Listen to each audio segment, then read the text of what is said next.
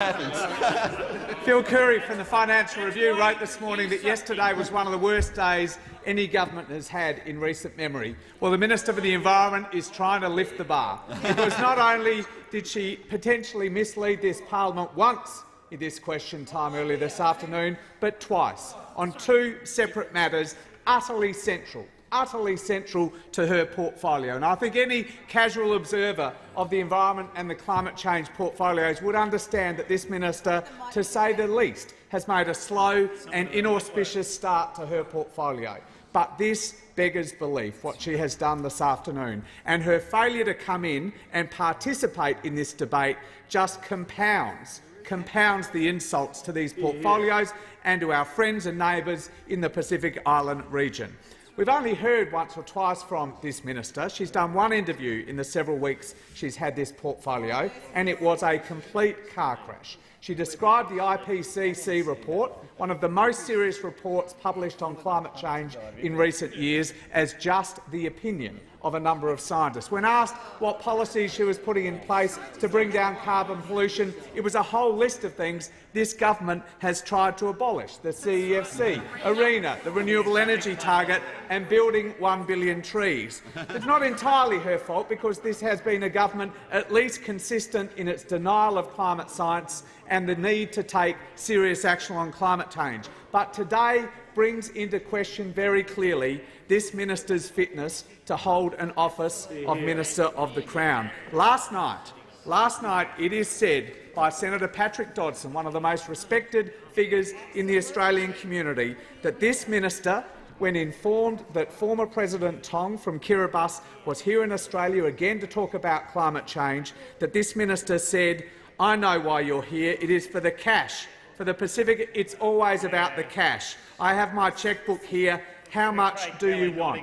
Former President Tong is a nominee for the Nobel Prize, a confidant of President Obama on climate change policy, not only an esteemed figure in the region, a regular visitor to Australia about the existential threat posed by climate change to our neighbours in the Pacific, but an esteemed figure around the world. Not only is this a deep insult to him as an individual, but it's a deep insult to the entire region because of what President Tong represents as a key esteemed figure from that region. Now, the minister came into the parliament and didn't equivocate about this. As my colleague said, the member for Watson said, she denied it 100%. Denied Senator Dodson's account 100%.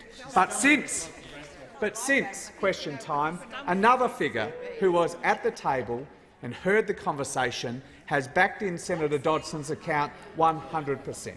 Has backed in Senator Dodson's account 100%. It is well beyond time that this minister came in and corrected the record, withdrew the comments she made last night, apologised not just to President Tong but to our neighbours in the Pacific. And the clock is ticking on whether or not this minister has a future as a Minister of the Crown if she continues to delay the delivery of her responsibility to do this.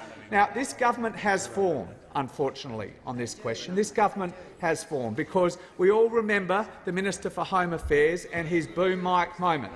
When he laughed at the fact, as he described it, that Pacific Islanders might be late because they have water lapping at their doorsteps. Laughed at the existential threat facing communities that we regard and Australians regard as our friends and our neighbours. And in the Pacific Islands Forum in recent weeks, we know, because the Prime Minister of Tuvalu said so, we know that the Australian government sought time and time again to water down declarations from that forum about the importance of the globe, including Australia, taking serious action on climate change. This is a government with clear form on disrespecting the science of climate change, disrespecting the impacts that climate change will have on some of our neighbours and friends in the Pacific Island, and disrespecting individuals like President Tong, who have devoted their remaining years to doing everything they can to engender climate action around the world. The clock is ticking on this minister. Her duty now is to come into this parliament, apologise and withdraw the outrageous comments she made last night.